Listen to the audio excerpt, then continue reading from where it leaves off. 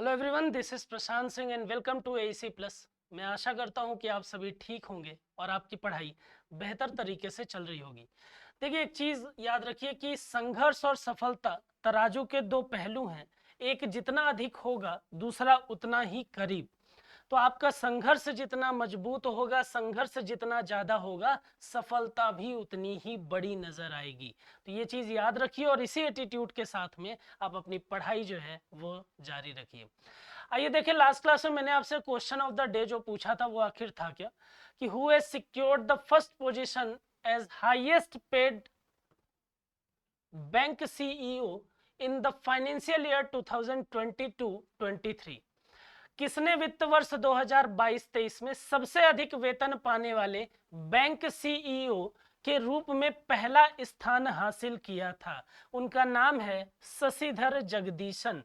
तो याद रखिएगा कि 2022-23 फाइनेंशियल ईयर की जब हम बात करते हैं और हम बात करते हैं सबसे ज्यादा मतलब अगर हम देखें सबसे अधिक वेतन पाने वाले बैंक सीईओ के रूप में, तो किसका नाम लिया जाता है? तो लिया जाता है शशिधर जगदीशन का। एचडीएफसी बैंक के शशिधर जगदीशन 10.55 करोड़ रुपए के कुल भुगतान के साथ बीते वर्ष 2000, ये याद रखिएगा, ठीक है, अमाउंट बीते वर्ष 2022-23 में सर्वाधिक भुगतान पाने वाले किसी बैंक के मुख्य कार्यपालक अधिकारी के रूप के तौर पर देखे गए हैं। जगदीशन के सहकर्मी और एचडीएफसी बैंक के उप प्रबंधक निदेशक कैजात भरूचा बीते वित्त वर्ष में देश में सबसे ज्यादा भुगतान पाने वाले दूसरे बैंक कर्मी बन गए हैं। तो पहला याद रखिए शशिधर जगदीशन, दूसरा याद रखिए कैजात भरूचा। बैंकों के सीईओ के मामले में एक्सिस बैंक के अमिताभ चौधरी 9.75 करोड़ के भुगतान के साथ दूसरे स्थान पर रहे हैं। और अगर हम यहाँ पर बात करें एचडीएफसी के, तो कैजात भरूचा जो है वो एचडीएफसी के सेकंड पोजीशन पर है। और ओवरऑल सेकंड पोजीशन पे बात करेंगे तो 9.75 करोड़ के साथ में ये सेकंड पोजीशन पर है। आईसीआईसीआई बैंक के संदीप बख्शी जो है वो 9.60 करोड़ के भुगतान के साथ में तीसरे स्थान पर हैं। और आईसीआईसीआई बैंक के कर्मचारी के वेतन में सबसे ज्यादा 11% की बढ़ोतरी हुई है। फिलहाल ये काम करें, आपको सिर्फ ये नाम याद रखने हैं, और अगर ये भी भूलते हैं तो सिर्फ एक नाम याद रखिए, शशिधर जगदीशन। बात समझ में आ रही है? चलिए क्वेश्चन नंबर फर्स्ट की हम बात करते हैं। क्वेश्चन नंबर फर्स्ट बोल रहा है कि international dog day, when has international dog day been celebrated recently? हाल ही में इंटरनेशनल डॉग डे कब मनाया गया है? तो वो मनाया गया है 26 अगस्त को। तो याद रखना है, इंटरनेशनल डॉग डे अभी मनाया गया है 26 अगस्त को। और लगातार हम डे से रिलेटेड जो भी क्वेश्चन कर रहे हैं उसमें मैं आपको रिकॉल करा रहा हूं, अभी तक जो भी इंपॉर्टेंट डेज हम देख चुके हैं। 1 अगस्त की बात करते हैं तो national mount climbing day, Muslim women's rights day, world lung cancer day, world wide web day celebrate किया गया।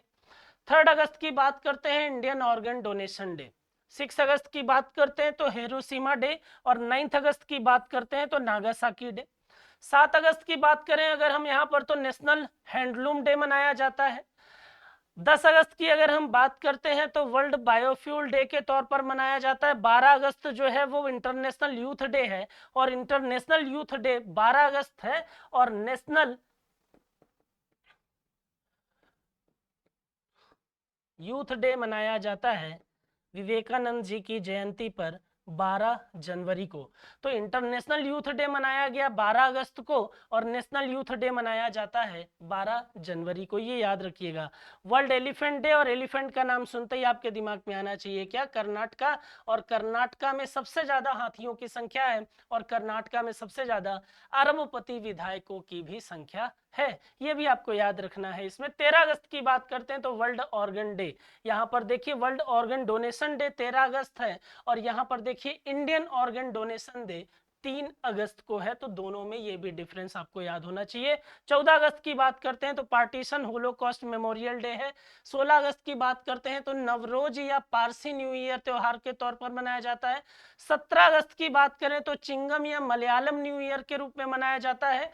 19 अगस्त की अगर हम बात करें तो वर्ल्ड फोटोग्राफी डे है। 20 अगस्त की अगर हम बात करते हैं तो वर्ल्ड मॉस्किटो डे है। 21 अगस्त को देखें तो international day of remembrance of tribute to victims of terrorism के तौर पर मनाया जाता है। 22 अगस्त की अगर हम बात करते हैं तो international day of remembrance of victims of act of violence on the ground of reason और बिलीफ के तौर पर मनाया जाता है। और 26 अगस्त की बात करें तो इंटरनेशनल डॉग डे के रूप में मनाया जाता है। 29 अगस्त की अगर बात करते हैं तो नेशनल स्पोर्ट्स डे के तौर पर मनाया जाता है। इतनी चीजें आपको याद रखनी है इसमें। ओके, क्वेश्चन नंबर सेकंड की अगर हम बात करते हैं, क्वेश्चन नंबर सेकंड जो है वो क्या बोल रहा है, तो आइए देख लेते हैं क्वेश्चन नंबर सेकंड जो है वो क्या बोल रहा। हाल ही में किस राज्य की कैबिनेट ने 4 नए जिले बनाने का फैसला जो है वो लिया है। अब इससे पहले अगर हम देखेंगे ना तो इसके पहले एक और राज्य में जिलों की संख्या में वृद्धि की गई है। बात समझ में आ रही है? इसके पहले किस राज्य में जिलों की संख्या में वृद्धि की गई, तो किया गया राजस्थान में। और अभी अगर हम देख रहे हैं तो अभी अभी रिसेंटली किस स्टेट में डिस्ट्रिक्ट जो है वो इंक्रीज हुए हैं, 4 नए जिले बनाए गए हैं। वो कहां पर बनाए गए हैं? वो असम में बनाए गए हैं। असम की अगर हम बात करते हैं तो असम के बारे में आपको पता ही है कि असम की कैपिटल जो है वो दिसपुर है। असम के सीएम जो है हेमंत बिस्वा शर्मा है। ठीक है, देखिए असम के बारे में अगर मैं बताऊं आपको,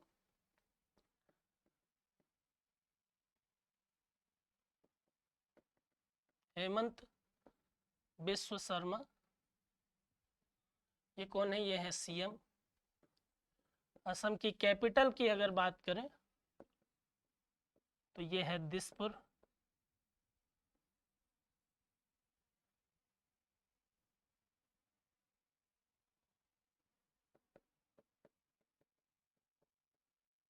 राइट, नेक्स्ट अगर बात करते हैं असम की, तो असम का जो फेमस फेस्टिवल है, प्रमुख त्योहार है,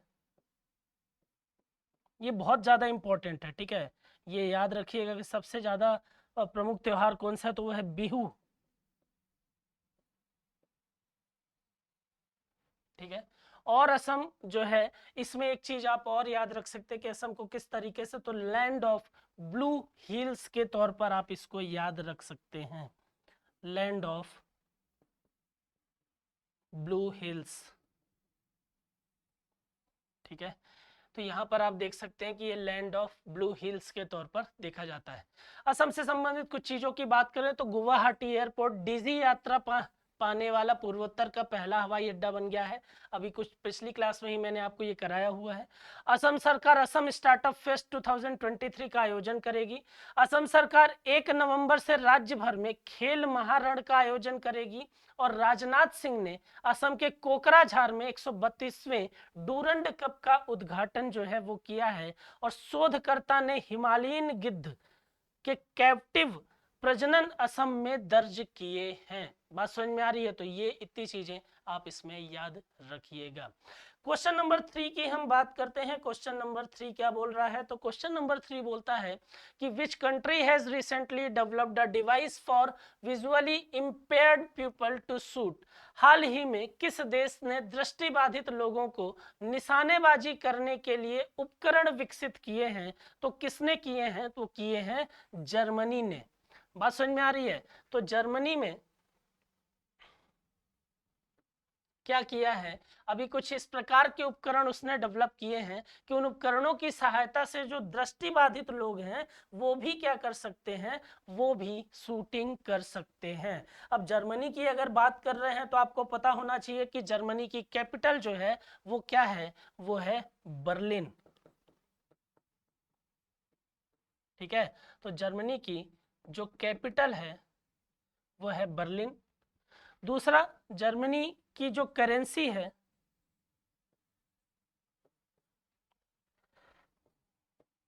वो है यूरो। यूरो करेंसी यूज की जाती है जर्मनी के द्वारा। तो आपको इतनी चीजें क्लियर हो गई कि सर दृष्टिबाधित लोगों के लिए निशानेबाजी करने के लिए उपकरण कौन विकसित कर रहा है, तो जर्मनी कर रहा है। जर्मनी की कैपिटल बर्लिन है। जर्मनी यूरो नाम की करेंसी यूज करती है। और जर्मनी के करेंटली प्रेसिडेंट जो है उनका नाम है फ्रैंक वॉल्टर।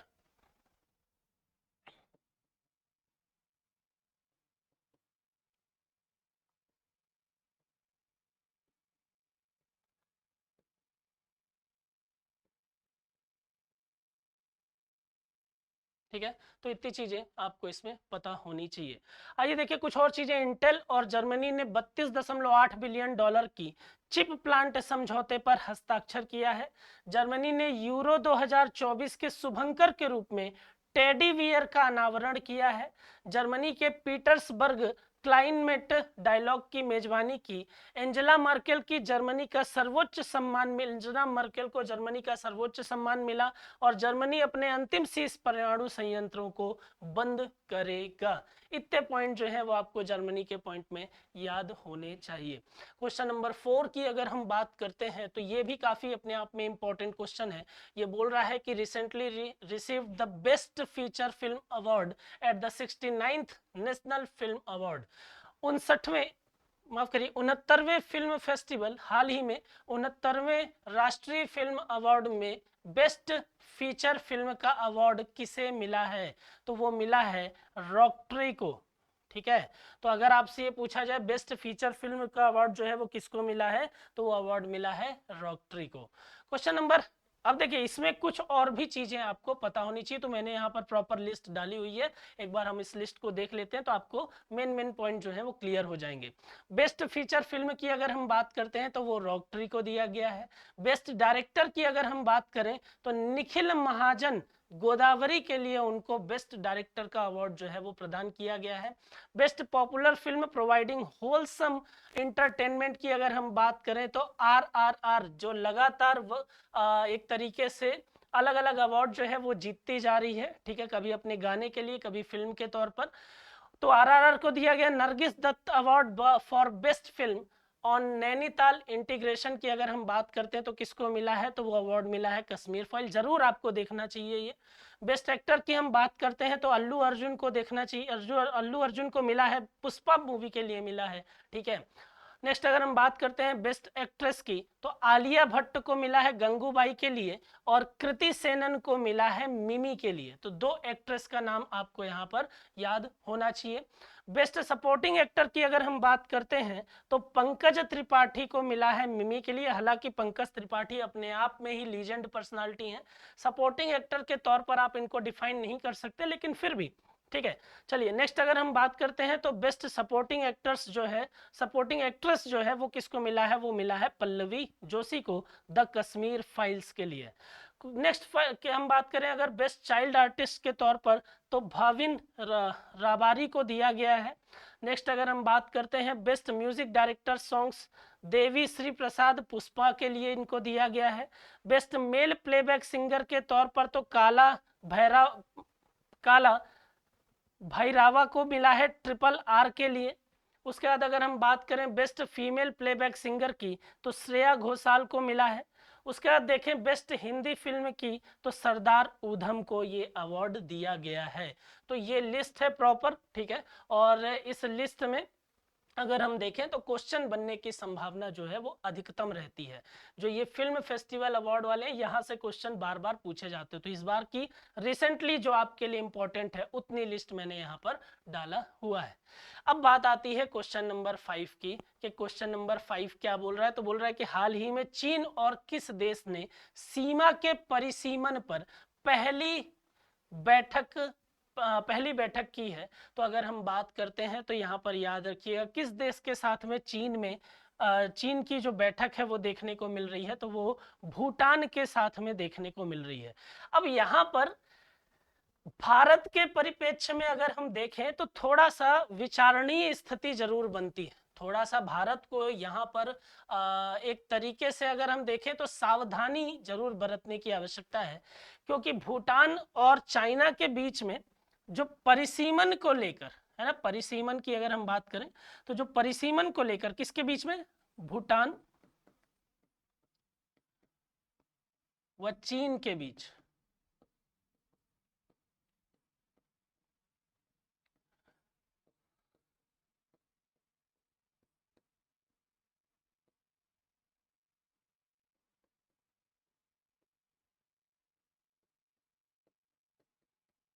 वार्ता जो है वो की जा रही है। और ये वार्ता जो है वो किस क्षेत्र से संबंधित है, अगर आप ये सुनेंगे तो वो है डोकलाम पठार के नजदीकी क्षेत्र से।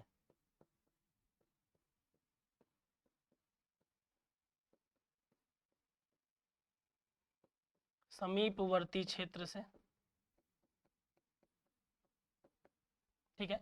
तो यहाँ पर याद रखिए कि भूटान और चीन के बीच की जो सीमा के बीच में जो सीमा का परिसीमन को लेकर लगातार वार्ता चल रही है और चुपचाप तरीके से चाइना चाहता है कि इस वार्ता को सफलता प्रदान कर दी जाए और परिसीमन जो है वो किया जाए, ठीक है। तो भूटान के साथ में अभी बैठक जो है वो उसने की है, ठीक है। और किस क्षेत्र को लेकर है, तो डोकलाम पठार के समीपवर्ती क्षेत्र से ये बैठक जो है वो संबंधित है। अब भारत के परिप्रेक्ष्य में अगर हम बात करते हैं तो क्यों आवश्यक हो गया है ये, तो यहाँ पर आवश्यक इन द सेंस कि भारत की सावधानी यहाँ पर क्यों जरूरत है। तो ये जो वार्ता की शुरुआत हुई थी ना, ये वार्ता की शुरुआत हुई है 1984 से, बात समझ में आ रही है। और लगातार अभी अगर हम देखें तो उस पर बैठक जो है वो चल रही है। और डोकलाम पठार के समीपवर्ती क्षेत्र, और ये वही क्षेत्र है अगर हम बात करें तो ये डोकलाम की अगर बात मैं करूं तो डोकलाम वही क्षेत्र है जहां 2017 में भारत व चीन की सीमा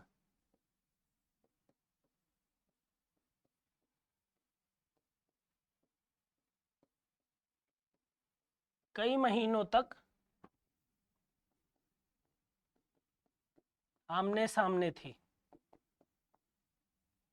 बात समझ में आ रही है। तो यहाँ पर याद रखिए कि ये वही क्षेत्र है जहां पर भारत और चाइना के बीच में लगातार विवादित स्थिति बनी हुई थी और 2017 में भारत और चीन की सीमा जो है वो कई महीनों तक आमने सामने थी और एक स्थिति जो है वो गर्मा गर्मी का माहौल वहां पर बना था।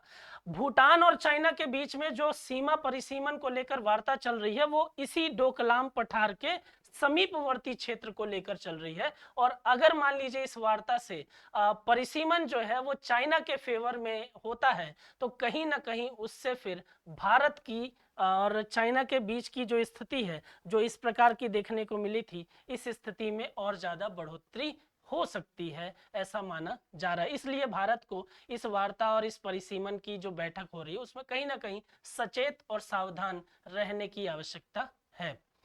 भूटान की अगर बात करते हैं तो यहां से देखिए, बेहतर इंटरनेट कनेक्टिविटी के मामले में दक्षिण एशिया में भूटान शीर्ष पर रहा है। भूटान के छात्रों ने इलेक्ट्रॉनिक जोंखा ब्रेल बनाया। भूटान ने रूबेला के सफल उन्मूलन की घोषणा की है। भूटान सबसे कम विकसित देशों की सूची से बाहर हुआ है और भूटान ने अपने मूल कुत्ते की नस्ल की रक्षा के लिए संरक्षण केंद्र का उद्घाटन भी किया है। तो ये इतने पॉइंट आपको यहाँ पर पता होने चाहिए। क्वेश्चन नंबर 6 की हम बात करते हैं कि क्वेश्चन नंबर 6 जो है वो क्या बोल रहा है। तो यहाँ पर बोल रहा है कि हाल ही में आई रिपोर्ट के अनुसार पिछले 30 वर्षों में भारत में कितने प्रतिशत पक्षी प्रजातियों में कमी आई है। तो याद रखिए कि पक्षियों की प्रजातियों में जो कमी आई है वो 60% की कमी देखने को मिली है। अभी जो बर्ड स्पीसीज की रिपोर्ट आई है वहां पर आप देखेंगे तो वहां बताया गया है कि अलग अलग प्रजातियों में 60% तक की कमी जो है वो देखने को मिली है। क्वेश्चन नंबर 7 की हम बात करते हैं तो यहाँ पर देखिए कि हाल ही में इन्फोसिस ने किस महिला टेनिस खिलाड़ी को अपना ब्रांड एम्बेसडर बनाया है। इन्फोसिस के ब्रांड एम्बेसडर से संबंधित एक क्वेश्चन मैं आपको पहले भी करा चुका हूं और अभी लास्ट वीक ही मैंने आपको ये क्वेश्चन जो है वो कराया है। वहां पर मैंने आपको बोला था कि इन्फोसिस ने अपने ब्रांड एम्बेसडर के तौर पर राफेल नडाल को अपना ब्रांड एम्बेसडर जो है वो नियुक्त किया है। और यहाँ आज मैं आपको बोल रहा हूं कि महिला टेनिस खिलाड़ी जो है जिनका नाम है ईगा स्वेटक, और इंगा स्वेटक को इन्फोसिस ने अपना ब्रांड एम्बेसडर नियुक्त किया है। तो अब जब आप याद रखेंगे किसकी, अब बात आप याद रखेंगे इन्फोसिस की, तो वहां पर जब बात आएगी ब्रांड एम्बेसडर की तो दो नाम याद रखिएगा, ठीक है। एक नाम आप याद रखिए राफेल नडाल और दूसरा नाम आप याद रखिए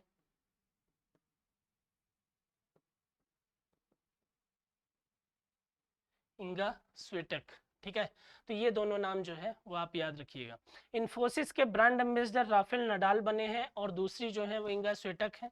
बीपीसीएल ने राहुल द्रविड़ को अपना ब्रांड एम्बेसडर जो है वो नियुक्त किया है, अभी कुछ दिन पहले ही हमने ये किया है। प्लक की अगर हम बात करते हैं तो इन्वेस्टर और ब्रांड एम्बेसडर के रूप में करीना कपूर खान जो है वो बनी है। वर्ल्ड प्रोफेशनल रेसलिंग हब ने संग्राम सिंह को ब्रांड एम्बेसडर नियुक्त किया है। एसिक्स ने श्रद्धा कपूर को अपना ब्रांड एम्बेसडर नियुक्त किया। एसिक्स जो है वो भी काफी पॉपुलर कंपनी है।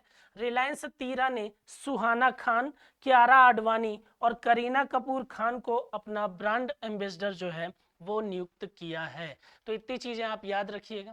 क्वेश्चन नंबर 8 की बात करते हैं। Who has recently written his autobiography pitch side my life in Indian cricket.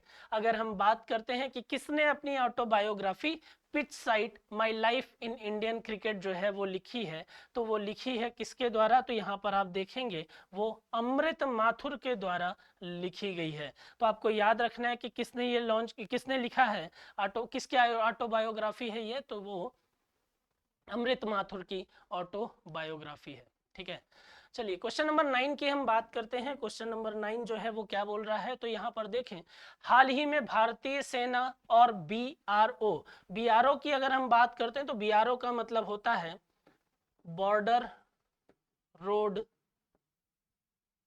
Organisation. ठीक है, तो इंडियन आर्मी और बॉर्डर रोड ऑर्गेनाइजेशन ने किस राज्य के अंजा जिले में बेली ब्रिज का उद्घाटन जो है वो किया है? अरुणाचल प्रदेश में ये ब्रिज का उद्घाटन किया है और वहां के निवासियों ने इंडियन आर्मी और बीआरओ को लगातार अपनी मतलब ग्रीट्स जो है वो प्रदान की हैं और उन्होंने बोला है कि भाई ये हमारे लिए और ट्रेवल के लिए ये बहुत ज़रूरी था और इस प्रकार का ब्रिज बनने से हमारा जो ट्रांसपोर्टेशन सिस्टम है वो और ज़्यादा बेहतर हो जाएगा। तो यहाँ कहाँ पर किया गया है, तो अरुणाचल प्रदेश में इस ब्रिज का उद्घाटन किया गया है। अरुणाचल प्रदेश की निन्ना लेगो ने इंटरप्रेनर चैलेंज 2022-23 जीता है।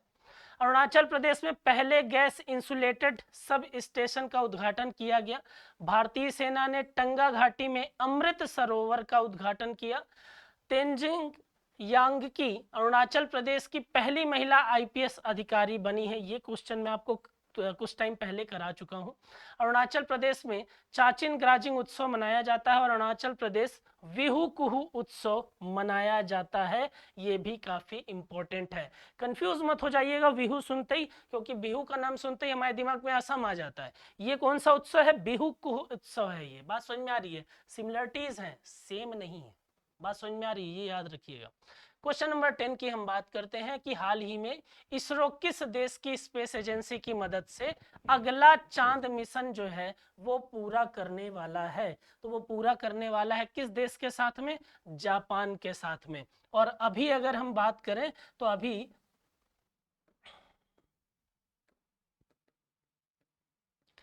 अगर हम बात करते तो इंडियन स्पेस रिसर्च ऑर्गेनाइजेशन ने चंद्रयान 3 के माध्यम से